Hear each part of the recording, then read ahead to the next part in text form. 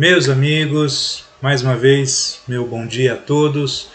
Mais uma vez eu espero que todos estejam bem, que Deus abençoe a todos. Nesse início de estudo que nós estamos tendo, mais uma vez, na nossa aula dominical. Como vocês já sabem, nós estamos aqui pensando na situação do homem, na situação do ser humano, diante do Deus Santo e Deus Todo-Poderoso, né? Nesse momento do nosso estudo, nós estamos pensando na igreja, né? Qual é a relevância da igreja, qual a importância da igreja. Nós estamos pensando em três características da igreja, né? Nós já vimos a primeira parte, que é a igreja como um refúgio do mundo, né? Então, tratando ali da comunhão que nós temos com nós entre irmãos, da comunhão que nós temos com Deus, nosso Pai, e como é importante, né? Termos esse refúgio e essa comunhão para superarmos as lutas da vida, né, para nos mantermos firmes na nossa fé. Quando um cai, o outro levanta, quando um está fraco, o outro que está forte o ajuda, e vai havendo essa alternância. E neste momento que nós estamos pensando da igreja, nós estamos pensando na relevância da igreja local. Então, qual é o papel da igreja ali no ambiente em que ela se encontra, né? Foi dito semana passada, a igreja não é o prédio, a igreja são as pessoas, né? Então as pessoas que se reúnem numa determinada localidade, estas pessoas são a igreja local daquela região. Nesse estudo que nós estamos fazendo na semana passada, se vocês se lembram, nós estávamos analisando 1 João capítulo 3. Vamos voltar um pouquinho para a gente dar uma olhada lá. Nós estamos pensando, né, na ideia do assassinato, mas nós começamos vendo 1 João capítulo 3, versículo 14, que diz assim: nós sabemos que já passamos da morte para a vida porque amamos os irmãos. Quem não ama, permanece na morte. Então a gente está tentando entender que amor é esse que nos tira dessa situação de morte espiritual para essa situação de vida espiritual. E aí nesse estudo nós lemos esse versículo 15, que nos pareceu um pouco difícil de entendermos, por isso nós estamos trabalhando um pouquinho ele. Quem odeia seu irmão é assassino, e vocês sabem que nenhum assassino tem a vida eterna em si mesmo, né? Então, como assim quem odeia seu irmão é um assassino? A pessoa pode odiar e pode nunca fazer nenhum tipo de mal para outra pessoa, né? Outra pessoa às vezes pode nem saber que é odiada por alguém. Mas Deus está dizendo que não. Se você odeia seu irmão, você é um assassino. Então é isso que nós estamos tentando entender, para tentar entender qual é o tipo de amor que nós temos que ter com as pessoas, né? Então estamos pensando aí na ideia de por que é que alguém que odeia é condenado da mesma forma que alguém que é um assassino. E aí nós lemos Mateus 5, 21 e 22, a parte A do versículo 22. Ouviste que foi dito aos antigos, não matarás, e quem matar será réu de juízo. Eu, porém, vos digo que todo aquele que se irar contra seu irmão será réu de juízo. Essa passagem, ela diz que foi dito aos antigos para que eles não matassem.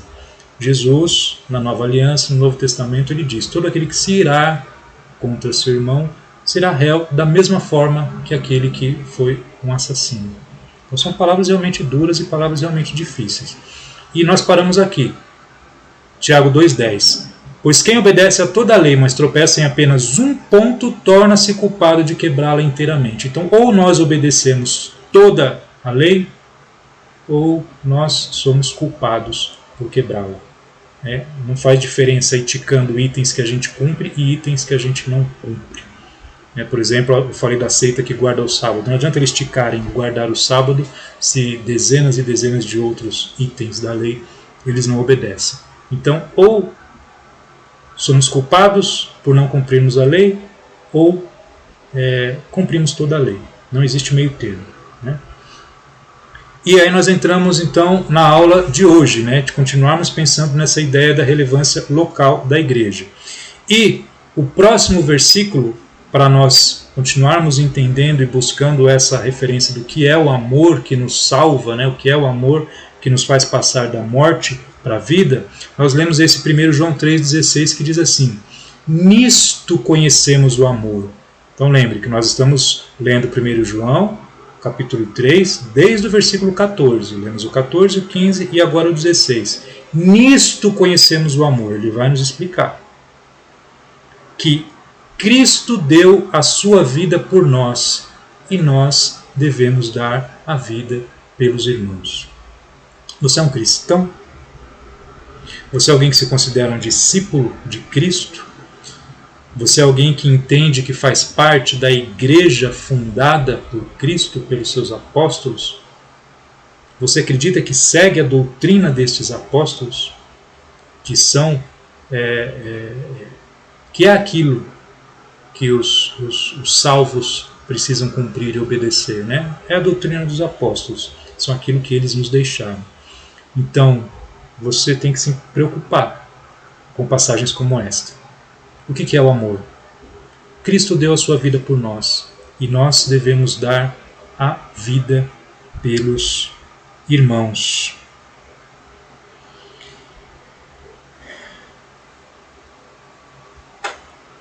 Vamos ver o versículo 17, que vai nos ajudar um pouquinho mais ainda. 1 João 3,17. Se alguém tiver recursos materiais e vendo seu irmão em necessidade, não se compadecer dele, como pode permanecer nele o amor de Deus? Se nós nos dizemos discípulos de Cristo, nós olhamos o amor infinito que Cristo tem para conosco, a entrega que Ele teve pensando no nosso bem, ainda que nós fôssemos pecadores no momento em que Ele morreu por nós. Olha a entrega, olha o amor. Como que nós vamos nos dizer cristãos e não vamos nos preocupar em, pelo menos, tentar imitar ao nosso Mestre nessa entrega, nessa preocupação com esse amor? Porque pensem comigo, se nós temos uma casa onde morar, se nós temos eletrodomésticos, se temos eletroeletrônicos, se temos uma cama confortável onde nós podemos dormir, comida, água diariamente, né? E não nos importamos com aqueles que são pobres, com aqueles que são necessitados, com aqueles que estão doentes, como poderemos dizer que o amor de Deus está em nós? Como? Olha o versículo 18. Filhinhos, não amemos de palavra, nem de boca, mas em ação e em verdade. Você entende o quanto Deus te ama, o quanto Jesus te ama? Você entende a forma que Ele expressou esse amor por você? A palavra nos diz: ame ao Senhor, o seu Deus, de todo o teu coração, de toda a tua alma, de todo o teu entendimento. E ame ao seu próximo como a ti mesmo. Você ama o seu próximo como a si mesmo? Se você tem todas essas regalias que nós citamos agora há pouco, todo esse conforto, e principalmente você que mora em uma região não muito abastada da cidade, né, numa periferia, basta olhar à sua volta. Você vai encontrar pessoas que não têm tanto conforto quanto você. O que você está fazendo para demonstrar que você entende o que é o amor de Deus e agindo através desse amor para com relação a essas pessoas? Então, nós devemos demonstrar o nosso amor através de obras, através daquilo que nós fazemos, através da nossa ação. Não apenas através de palavras, não apenas através de orações, não é apenas orando para que Deus ajude a estes pobres coitadinhos que estão passando por dificuldade. Não é apenas fazendo mensagens ou fazendo estudos, ensinando sobre o quanto nós devemos nos preocupar com essas pessoas. O nosso amor, ele não é um amor intelectual apenas. Ele tem que ser um amor que nos mova a agir. É esse o amor que nos tira da morte e nos leva para a vida, que nós vimos a semana passada. Continuando, agora dos versículos 19 até o versículo 22 de 1 João, nós lemos assim: Assim saberemos que somos da verdade, e diante dele tranquilizaremos o nosso coração. Diante dele, quando o nosso coração nos condenar, porque Deus é maior do que o nosso coração e sabe todas as coisas. Amados, se o nosso coração não nos condenar, temos confiança diante dele, diante de Deus, né? E recebemos dele tudo o que pedimos, porque obedecemos aos seus mandamentos e fazemos o que lhe agrada. Vocês se lembram na aula passada, quando nós estávamos estudando com relação ao Antigo Testamento? A importância que Deus nos demonstra no Antigo Testamento, que o seu povo deveria ter em cuidar dos pobres, dos doentes e dos necessitados.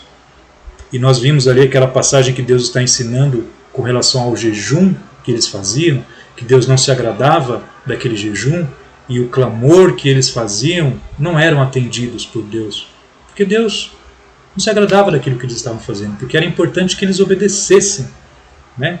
Então, se eles queriam ter os seus clamores, as suas orações atendidas, o que é que eles deveriam fazer? Cuidar dos pobres, dos doentes, dos necessitados, oferecer ajuda, serem justos para com essas pessoas, e aí sim Deus aceitaria as orações deles e os atenderia.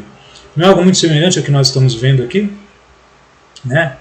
Amados, se o nosso coração não nos condenar, temos confiança diante de Deus. Então, como que eu vou ter uma confiança para orar, pedir e ter certeza de que Deus está me ouvindo e que está atendendo às minhas orações? Recebemos dele tudo o que pedimos porque obedecemos aos seus mandamentos e fazemos o que lhe agrada.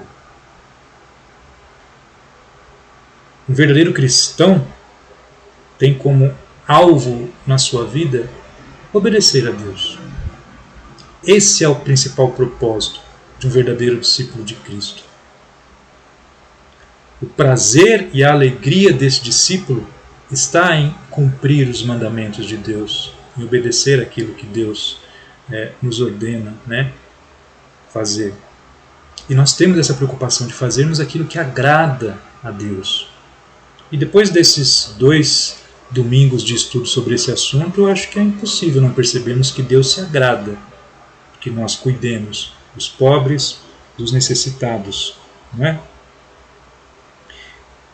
Então, obedecermos a Deus nos aproxima do ideal de vida que o Pai tem para conosco, né? Então, mediante essa nossa fé, nós somos constantemente transformados por Deus. E se nós estamos sendo transformados por Deus, se estamos aprendendo a obedecer, se estamos aprendendo a andar em conformidade com aquilo que Ele espera de nós, se nós estamos cumprindo os propósitos dEle para as nossas vidas, inclusive as nossas orações, os nossos pedidos e os nossos clamores estarão mais de acordo com a vontade dEle. Por isso que tudo coopera para que as nossas orações sejam mais atendidas, né? Tiago nos diz que a oração de um justo tem muito valor. Evidentemente que nós só podemos nos tornar justos diante de Deus mediante o sacrifício de Cristo, né? Não é mérito de nenhum de nós que nós nos tornemos justos diante de Deus. Mas nós temos a nossa parte, né? Nós temos que nos esforçar em querer obedecer e em querer fazermos aquilo que agrada a Deus. Então esse é um aspecto muito importante da igreja, né? A igreja, na localidade em que ela se encontra, ela tem que ter essa preocupação, ela tem que ser relevante. As pessoas que estão na região, no entorno dessa igreja, elas têm que saber que ali elas podem encontrar refúgio, elas podem encontrar alguém em que elas possam confiar, elas podem encontrar ajuda para suas necessidades básicas. Evidentemente que a igreja não tem como resolver todos os problemas da sua comunidade, mas a igreja também não pode estar completamente alheia a esses problemas, né? Então, se no primeiro aspecto da igreja que nós vimos tem essa importância da igreja se reunir com o propósito de congregar, de adorar a Deus, de cantar louvores a Deus, de orar a Deus, de ouvir Deus falar através do mensageiro, neste segundo aspecto, quando pensamos na relevância da igreja no local em que ela se encontra, a igreja tem que ter essa preocupação de se reunir com o propósito de ver o que é que ela pode fazer para se tornar uma igreja relevante para as pessoas que estão ali próximas a ela. A igreja não é um clube, não é um lugar onde a gente se fecha para apenas fugir do mundo, das dificuldades, da pobreza. A igreja não é um lugar onde eu vou para me divertir apenas.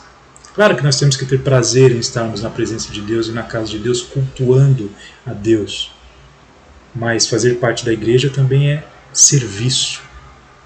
Então, se a igreja tem essa preocupação de se reunir para cultuar, ela também tem que ter essa preocupação de se reunir para procurar maneiras de trabalhar na comunidade em que ela se encontra e todos os membros se esforçando, se empenhando para descobrir maneiras, o que a gente pode fazer. Olha, tem uma comunidade ali que está precisando de ajuda, tem uma família que está precisando de ajuda, a gente pode se organizar aqui para mensalmente nós termos mantimentos que a gente possa dar e dezenas de outros serviços que a igreja pode oferecer para ser relevante no local em que ela se encontra.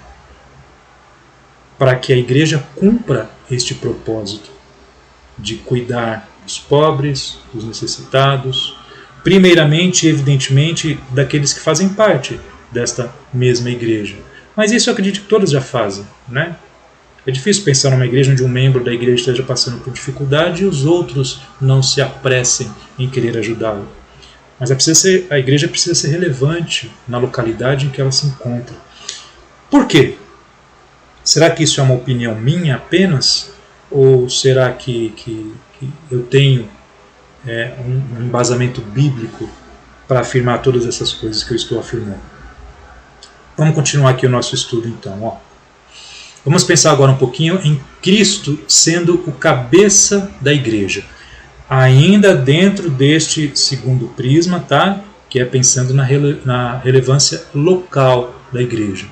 Existem passagens que mostram isso claramente, Cristo como sendo o cabeça da igreja, tá? Nós não vamos nos atentar muito a ela, até para que os nossos estudos não fiquem muito longos, mas é muito fácil você procurar e encontrar essas passagens. Mas a ideia já foi dito, a igreja não é o prédio, a igreja são pessoas. Neste gráfico, neste desenho que aparece aí, fica muito claro isso, né? Cristo sendo o cabeça da igreja e a igreja sendo as pessoas que fazem parte dessa igreja, né? Então, é Cristo o cabeça e a igreja é o corpo de Cristo. Então vocês percebem que Cristo sendo a cabeça e ele querendo agir, querendo fazer alguma coisa, o que é que ele vai usar?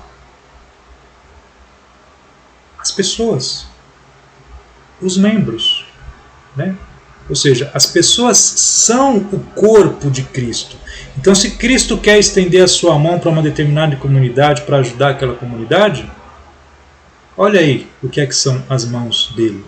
Se Cristo quer se locomover para chegar até uma determinada região, até uma determinada família, até uma determinada pessoa, como que ele vai andar? Olha aí o que seriam as pernas. Olha o que é o corpo de Cristo. Então Cristo é o cabeça, mas para que esta cabeça possa ter ação, possa influenciar, depende totalmente dos seus membros, tá? Dos membros da igreja, que é o corpo de Cristo. Eu acho que essa imagem é muito clara e eu espero ter conseguido fazer entender esse aspecto.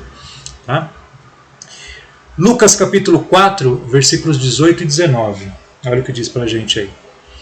O Espírito do Senhor está sobre mim, porquanto me ungiu para anunciar boas novas aos pobres. Enviou-me para proclamar libertação aos cativos e restauração da vista aos cegos, para pôr em liberdade os oprimidos e para proclamar o ano aceitável do Senhor. Quem é que está falando nessa passagem? Vocês sabem, né? É o próprio Jesus quem está falando aqui. Ele está dizendo que ele foi ungido pelo Espírito Santo. Qual o propósito dessa unção? Para que Cristo foi ungido? Né? Para anunciar as boas novas. A quem? Aos pobres. Então o Espírito Santo enviou Jesus para proclamar a libertação aos cativos, restauração da vista aos cegos, para pôr em liberdade os oprimidos, para proclamar a eles o ano aceitável do Senhor. Vocês percebem que o ministério de Jesus era grandemente voltado a essas pessoas, aos pobres, aos necessitados. Então, é assim que o nosso Mestre agia. É assim que o nosso Mestre nos ensinou a agir. E como discípulos, nós temos que ter essa preocupação de agirmos como o nosso Mestre. Lucas 14, versículos 12 e 13. Disse também ao que o havia convidado: quando deres um jantar ou uma ceia, não convides teus amigos, nem teus irmãos, nem teus parentes, nem os vizinhos ricos, para que não suceda que também eles te tornem a convidar, e te seja isso retribuído. Mas quando deres um banquete, convida os pobres, os aleijados, os mancos e os cegos. Olhem a preocupação de Jesus. Olha qual era a preocupação de Jesus enquanto ele estava aqui entre nós, pregando sobre o arrependimento, dizendo que o reino estava próximo. Jesus, sendo um ser com tamanho poder como ele é, ele poderia ter vindo, simplesmente proclamado o Evangelho, mostrado o seu poder, né? Mostrado que de fato ele é o Criador de tudo, o Filho do Deus Todo-Poderoso, e através disso talvez pedir que as pessoas o seguissem. Não foi nada disso que ele fez, né? Ele demonstrou humildade, ele andou com os pobres, com os pecadores. Todos aqueles que buscaram a ajuda de Jesus obtiveram essa ajuda. Será que hoje o Jesus para quem nós cantamos e adoramos nos nossos cultos é esse mesmo Jesus com essas mesmas preocupações? Evidentemente, né? Deus não muda. Jesus também não muda. É o mesmo ontem, hoje e eternamente. Então, se ele tinha essa preocupação enquanto estava andando entre nós, evidentemente ele continua tendo essa preocupação hoje. E o que é que ele usa para ajudar os pobres, os doentes e os necessitados? Novamente, o seu corpo, que é a igreja. Para encerrar, eu não posso deixar de pedir para que vocês leiam o texto de Mateus. Desculpem, né? Aqui tem uma imagem com relação a... É a Mateus mesmo, né? Capítulo 25, dos versículos 31 ao 46. A imagem aqui para mim está meio clara, eu não estou conseguindo ler, mas todas as vezes que fizerem isso a um dos menores dos meus... curioso, né? Eu não coloquei a passagem aqui e não estou conseguindo ler. Mas qual que é a ideia? É que vocês peguem Mateus capítulo 25 e leiam do versículo 31 ao versículo 46. Me desculpem essa cena esquisita aqui de eu tentando ler e não conseguindo, tá? Mas, de qualquer forma, eu só iria colocar esse trecho desta passagem e iria justamente pedir para que vocês leiam esse texto de Mateus 25, do capítulo 25, dos versículos 31 ao 46. E aí, nesse texto, vocês vão perceber junto comigo a importância em dar de comer aos que têm fome, água aos que têm sede, acolher bem, vestir, auxiliar aos doentes, auxiliar aqueles que estão encarcerados. E aí nós podemos nos lembrar, né, do que nós vimos nas outras aulas. Se você não viu, se interesse, busque. Se quiser mandar alguma mensagem para mim, estou à disposição.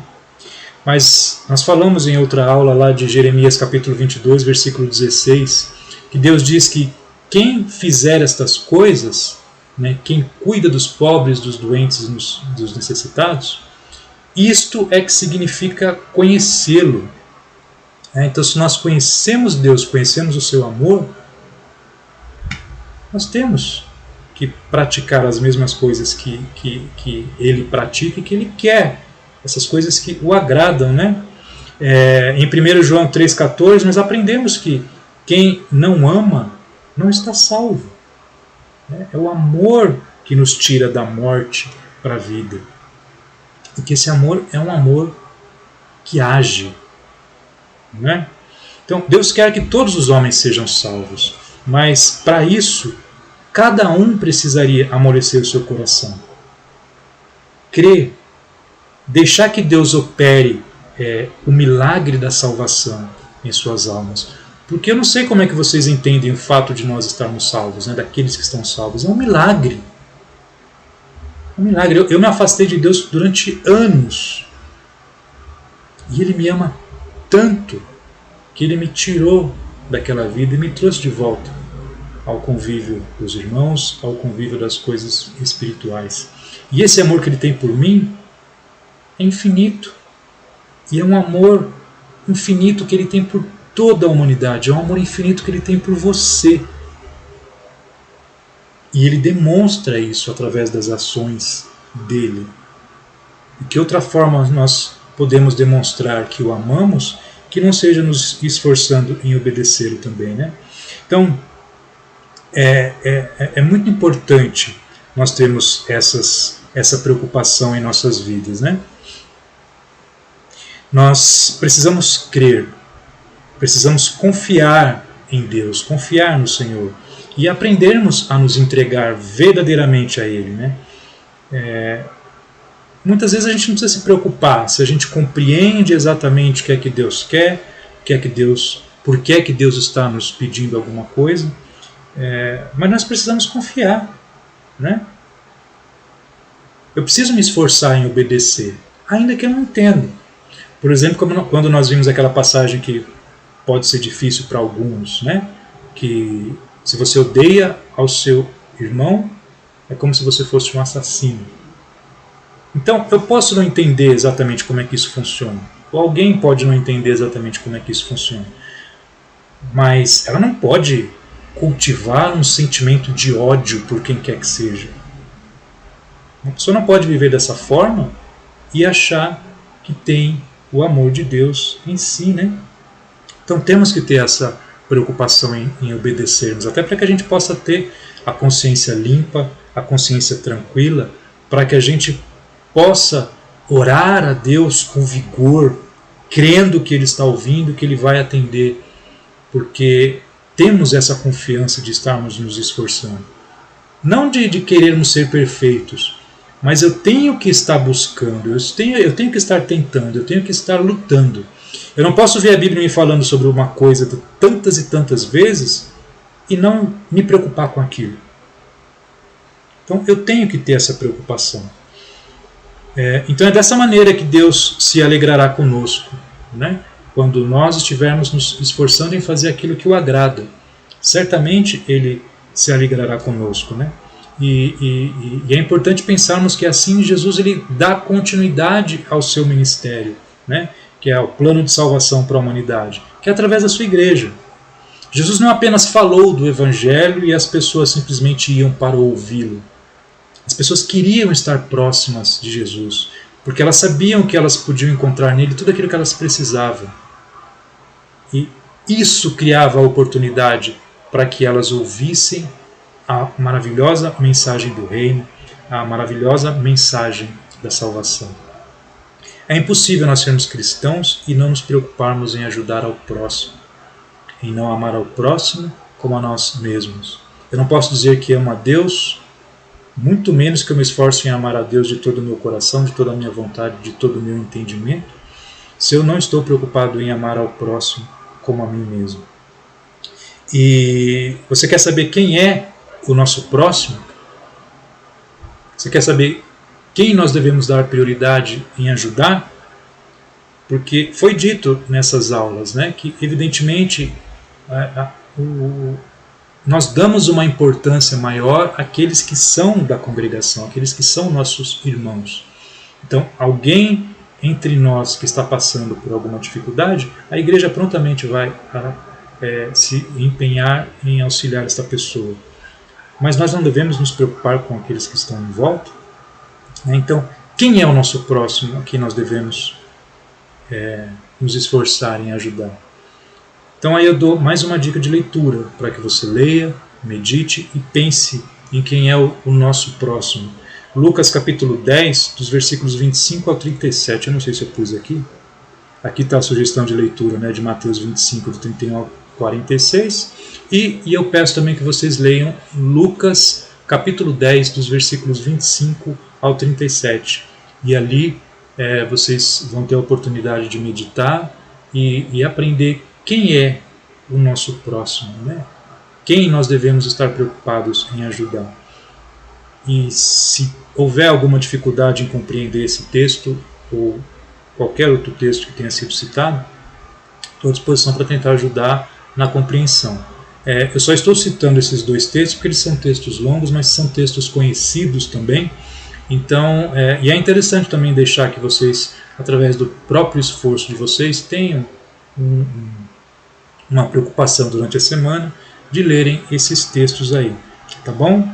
Para que a gente possa entender quem é o nosso próximo, para que a gente possa compreender o que é que Deus quer quando nós participamos da sua igreja, né? Então, qual é a importância da igreja? Por que é que Deus instituiu a igreja? Então nós pensamos nesses dois aspectos, porque Deus quer que nós o adoremos, né, que é o primeiro aspecto. Ele quer que nós congreguemos para que a gente possa adorá-lo, para que a gente possa se fortalecer. Mas tem esse segundo aspecto que é muito importante, que é a relevância local da igreja. Porque Deus quer que o seu povo cuide dos pobres e dos necessitados. Então uma igreja ela não pode se reunir apenas para congregar. A igreja ela precisa se reunir para descobrir como que ela vai trabalhar para Deus. Então nós temos encontros congregacionais para cultuarmos a Deus, nós temos encontros para estudar a palavra e nós precisamos ter encontros para discutir de que forma que a igreja pode ser relevante no local em que ela está inserida. Isso se nós entendemos que Cristo é o cabeça da igreja e que Ele quer cuidar das pessoas e que Ele tem a preocupação de cuidar de todas as pessoas e que através deste cuidado muitas pessoas podem ter a oportunidade de aí sim quererem ouvir o seu evangelho, porque chamar as pessoas para virem participar de um culto, se a pessoa não compreende o amor de Deus, ela não vai ter nenhum interesse em estar num ambiente de igreja. Agora, se a igreja estiver oferecendo alguma coisa que essa pessoa possa estar precisando, talvez aí ela tenha a oportunidade de ouvir falar do amor de Deus. Tá bom? Mais uma vez, obrigado pela presença de vocês que estão acompanhando aqui os nossos estudos. Semana que vem nós continuaremos aí com o terceiro aspecto que eu escolhi para trabalharmos nesses nossos estudos, né, que pensarmos em missões. Tá? Então a ideia de uma igreja que prega o Evangelho. Tá? Então esse será o assunto dos nossos próximos estudos, aí, nos nossos próximos domingos. Que Deus abençoe todos vocês. Estou à disposição para qualquer comentário, para qualquer questionamento. É uma alegria poder, através deste canal com vocês, me esforçar em fazer algum tipo de serviço para Deus. Tá bom? Que Deus abençoe a todos e Ele, assim permitindo, nos vemos na próxima semana. Até lá.